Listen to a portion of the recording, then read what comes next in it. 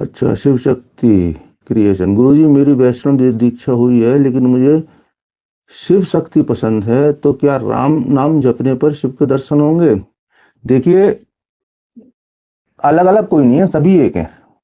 लेकिन जब आप किसी एक पर ध्यान करते हैं, जहां आप मन को केंद्रित करते हैं, जहां मन को फोकस करते हैं, जब आपने इमेज शिव शक्ति की बना रहे हैं, शिव शक्ति की दो की क्यों बना रहे हैं आप? या तो शिव की बनाइए, शक्ति की बनाइए, या माता रानी में भी अलग अलग स्वरूप हैं, माता देवी, दुर्गा देवी, अलग अलग विभिन्न रूपों में, उनमें भी आप जो है किसी एक में चित्त को लगाइए, या शिव में चित्त को लगाइए, या राम में चित्त को लगाइए। चित्त को जिस जहां आप स्थिर करेंगे, वहां वो स्थिर होने लगेगा। जगह जगह कई जगह लगाएंगे तो मुश्किल हो जाएगी, वो आप कहीं भी टिक नहीं पाएंगे, कहीं भी आपका ध्यान स्थिर नहीं हो पाएगा।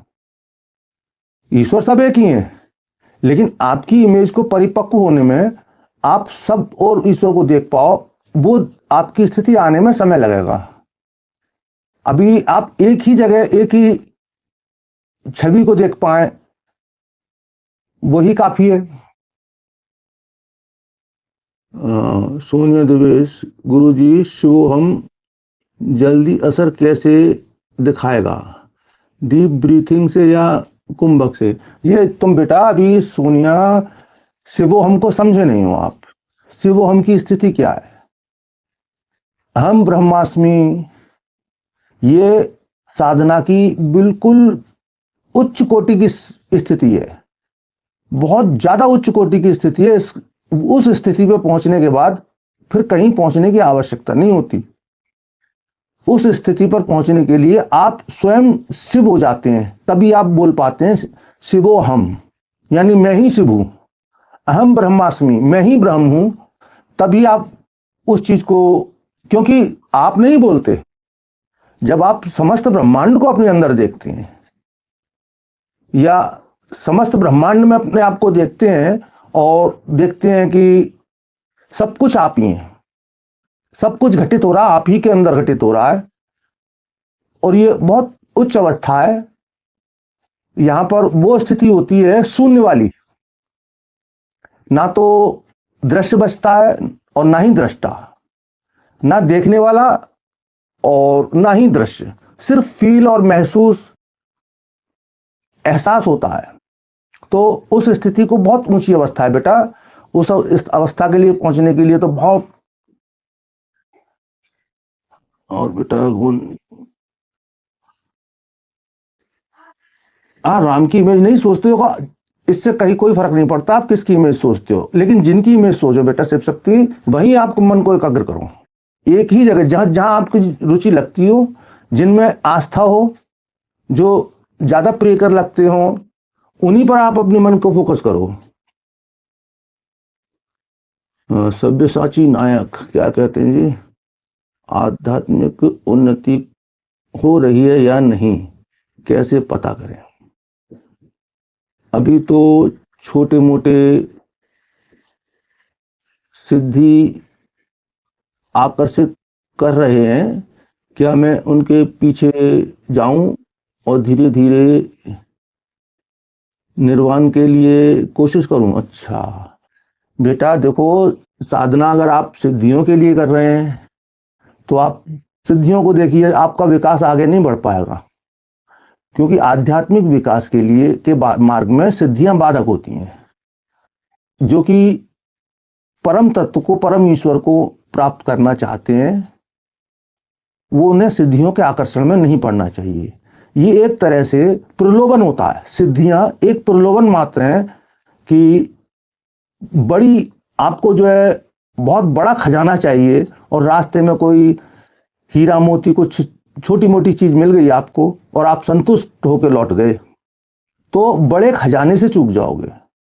आपको परम तत्व चाहिए, परमात्मा चाहिए, ईश्वर चाहिए, तो आप वो छोटी मोटी सिद्धियों की ओर ध्यान नहीं देना चाहिए। साधना की स्थिति में जब साधक साधना में आगे बढ़ता है, तो सिद्धियां आती हैं, बहुत सारी सिद्धियां आती हैं, लेकिन उन सिद्धियों में उलझ नहीं जाना चाहिए। तो और सिद्धियां कोई कल्याण नहीं करती। आप सिद्धियों से क्या हासिल करेंगे? भौतिक जगत की सुविधा है, या फिर उन सिद्धियों का दुरुपयोग करोगे? अगर दुरुपयोग करोगे तो आप जो है और आपकी साधना खराब हो जाएगी और नीचे आपका स्तर नीचे की ओर जाता चला जाएगा। तो बेटा, अगर आपको आध्यात्मिक मार्ग पे शीर्ष तक पहुंचना है, लक्ष्य तक, मंजिल तक, टारगेट तक पहुंचना है, तो ये सिद्धियों का आकर्षण बेटा छोड़ के सिर्फ साधना करो। गुरुजी, हमें एपिलेप्सी की समस्या है 5 साल के उम्र से, इसके लिए कोई उपाय बताएं, क्योंकि अब इसकी वजह से मेडिटेशन, प्राणायाम से जो एनर्जी गेन होती है वो एपिलेप्सी अटैक से नष्ट हो जाती है। तो बेटा वो तो आप नष्ट तो कुछ नहीं होती, आप करते रहिए और मेडिटेशन करने से आपकी ये समस्या भी धीरे धीरे खत्म होगी। और बाकी मैं इसके लिए और वीडियो बनाऊंगा अलग से कि इसके लिए क्या क्या करना चाहिए और क्या क्या कर सकते हैं। अभी यहाँ थोड़ी सी बातचीत में मैं अभी सब बहुत सारी क्रियाएं नहीं बता पाऊंगा, तो आपके एपिलेप्सी के लिए जो है मैं अलग से वीडियो बनाऊंगा।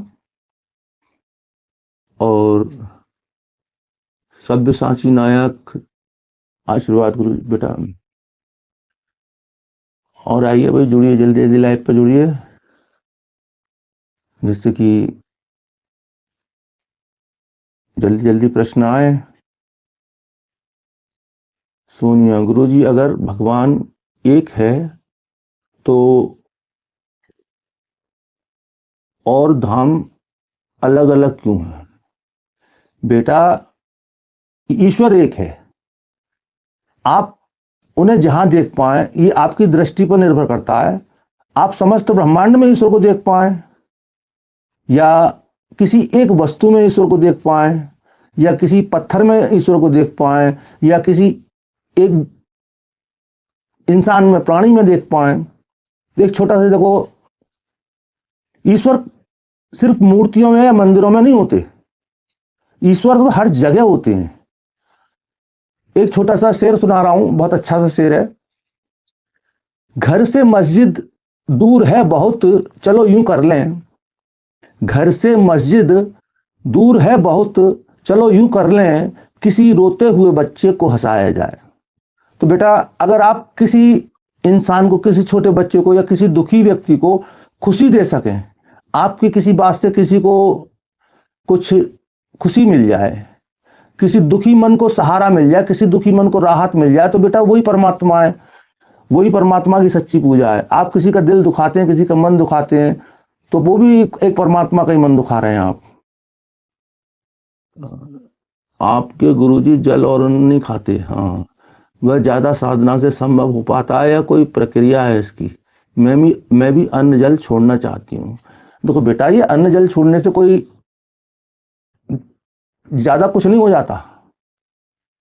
अन्न जल छोड़ने का उनका अलग रीजन है, उनका अन्न जल छोड़ने का अलग कारण है, क्योंकि वो सिर्फ स्नान आदि करने के लिए ही साधना से बाहर आते हैं, बाकी वो सारा दिन साधना में ही रहते हैं। जब जो संत पूरा दिन और रात ध्यान साधना में ही रहते हो, समाधि की अवस्था में रहते हो, वो अगर जल पिएंगे, भोजन करेंगे, तो इन क्रियाओं से निवृत्त भी तो होना होगा ना। तो वो क्रियाएं निवृत्ति में बाधा डालती हैं, और शरीर की एनर्जी, शरीर के बॉडी के लिए जो एनर्जी ब्रह्मांड से प्राप्त हो जाती है ऐसे संतों को, वो ब्रह्मांड के द्वारा बॉडी को अपनी एनर्जी लेते रहते हैं। अगर आप बार बार पानी पिएंगे, जल पिएंगे, तो अब काम तो कुछ कर नहीं रहे जो पसीने से वगैरह से बाहर निकल जाए, तो बीच में साधना में विघ्न आएगा, उनके मेडिटेशन में, ध्यान में, समाधि की स्थिति में। तो इसलिए पानी नहीं पीते। बाकी बेटा, अगर आप इतना कर सकते हो तो छोड़ सकते हैं, कोई दिक्कत नहीं है। लेकिन अगर आप ये सोचते हैं कि अन्न या जल छोड़ देने से कुछ प्राप्त हो जाएगा, यहां मैं आपको बताता हूं। देखो, अन्न और जल, जैसे कि उपवास करते हैं आप लोग, व्रत करते हैं, फास्ट करते हैं,